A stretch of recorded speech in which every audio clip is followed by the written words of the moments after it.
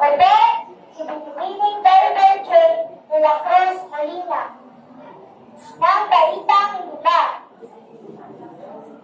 Narito ako upang may pakita ang talumpati ng hako sa tema ng Buenong Rito, Pilipino, Ritong Matagtalay. Bakit naman sinakot ng iba't ibang kultura ang ating bansang Pilipinas? Naging isang mahalagang papel na ng ating pagkatao ang kulito. Ito ay malaking bahagi na ng ating kasaysayan at kultura. Mula na tayo sa taglalayaman ng ating wikang natisnan.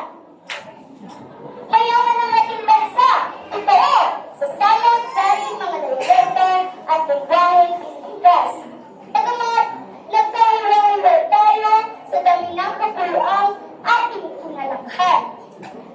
Pinagpapil naman tayo ng isang sariling wikang pambansa, ang wikang Pilipino. Ang wikang Pilipino na nagbigay sa atin ng pagkakatulugan. Simbolo ng ating ngipin, tapat ng ating lahi na tayo ay isang bansa.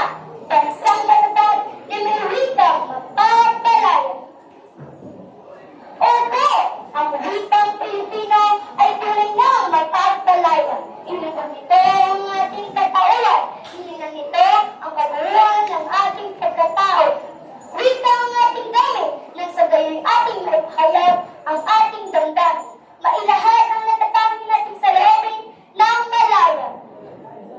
At nang dahil sa wika, napapalaganap natin ang ating kasanayan, napapalagan natin ang edukasyon, at nagpapalakas ang ating pambansang pagkakakilanlan. Kaya taas na itong ipasigawan sa entabladong kinakatayuan ko ngayon, ang wikang Pilipino ating kinataglay, pagpalayang tunay. Maraming salamat po at magandang araw rin po sa ating lahat.